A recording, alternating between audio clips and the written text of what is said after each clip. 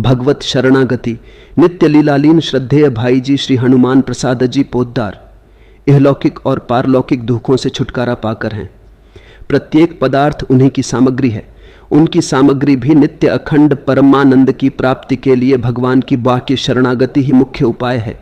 जिसने एक बार सर्वभाव से अपने को परमात्मा के चरणों में अर्पण कर दिया, वह सदा के लिए निर्भय, निश्चिंत और परम सुखी हो जाता है। उसके माप्त योगक्षेम का समस्त भार भगवान वहन करते हैं।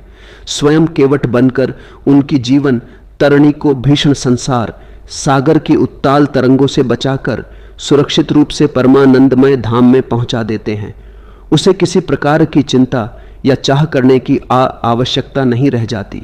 परंतु यह शरणागति क्या वस्तु है और कैसे होती है, इस पर विचार करना है।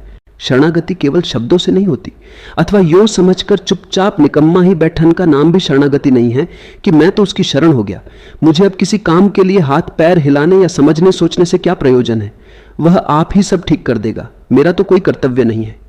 यदि यही शरणागति होती तो प्रत्येक आलसी और तमोभिभूत प्रमादी मनुष्य ऐसा कह सकता था। शरणागति में क्रिया के त्याग करने का तो प्रश्न ही नहीं है। शरणागत भक्त तो अपने अहम को और उस अहम से संबंध रखने वाले प्रत्येक सूक्ष्म से सूक्ष्म भाव को परमात्मा के अर्पण कर देता है। फिर उसका जीवन परमात्मा की रुचि का जीवन, उसका मन परमात्मा की रुचि का मन, उसकी बुद्धि परमात्मा की बुद्धि बन जाती है और उसकी सारी क्रियाएं परमात्मा मनोनुकूल होने लगती हैं। अब तक तो वह समझता था कि यह संसार मेरा है और इसमें काम करने वाला मैं हूं। शरणागत होने के बाद वह समझने लगता है सारा संसार परमात्मा का है। स्थूल से स्थूल, सूक्ष्म से सूक्ष्म पदार्थ सभी उसके हैं और उसमें जो कुछ क्रिया होती हुई दृष्टिगोचर होती है सो सभी परमात्मा की दिव्य लीला है।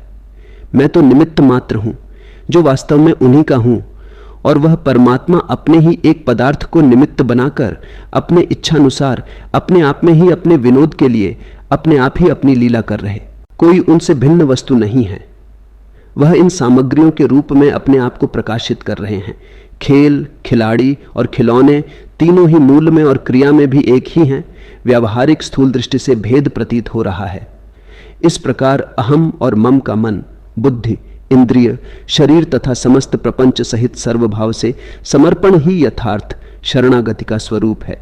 इस शरणागति की स्थिति प्राप्त करने के लिए क्रमशः शरीर, वाणी, मन और बुद्धि में अपने को परमात्मा के अर्पण करना पड़ता है। शरणागति की पहचान यही है कि साधक ज्यों-ज्यों शरणागति के सुख शांतिमय सर्वथा पहर शीतल प्रदेश में प्रवेश करता है, त्यों ही त्यों उसमें निर्भयता और निश्चिंतता की वृद्धि होती है। स्नेहमयी जननी की गोद में आकर शिशु निर्भय और निश्चिंत हो जाता है। इसी तरह सर्व सच्चिदानंद रूपा इस स्नेह सुधा समुद्रमयी जगत जननी की महिमामयी की गोद में आश्रय पाकर साधक निर्भय और निश्चिंत हो जाता है। उसे फिर कहीं कोई भय नहीं रहता और किसी भी वस्तु की या किसी भी गति विशेष की चाह नहीं रहती। प्रभु के हाथों में अपने को सौंप देने के बाद भय, चिंता और चाह कैसी? इस शरणागति के साधन में साधक को 4 बातों पर विशेष ध्यान रखना पड़ता है। आगे चलकर तो ये चारों उसमें स्वाभाविक ही हो जाती हैं। 1, जिस परमात्मा की शरण ग्रहण की है उस परमात्मा का निरंतर स्मरण रखना। 2, उसके इच्छा या आज्ञानुसार जीवन बना लेना। 3, वह जो कुछ भी विधान करे उसी में परम संतुष्ट रहना, यानी उसकी कृपा से प्राप्त होने वाली प्रतिकूल स्थिति में भी उसकी मंगलमयी इच्छा समझते हुए अनुकूलता का प्रतीत होना। 4, किसी भी पदार्थ की चाह न रखना। भाव, जितने बढ़े साधक उतना ही परमात्मा की शरण में अग्रसर हो रहा है, ऐसा समझना चाहिए।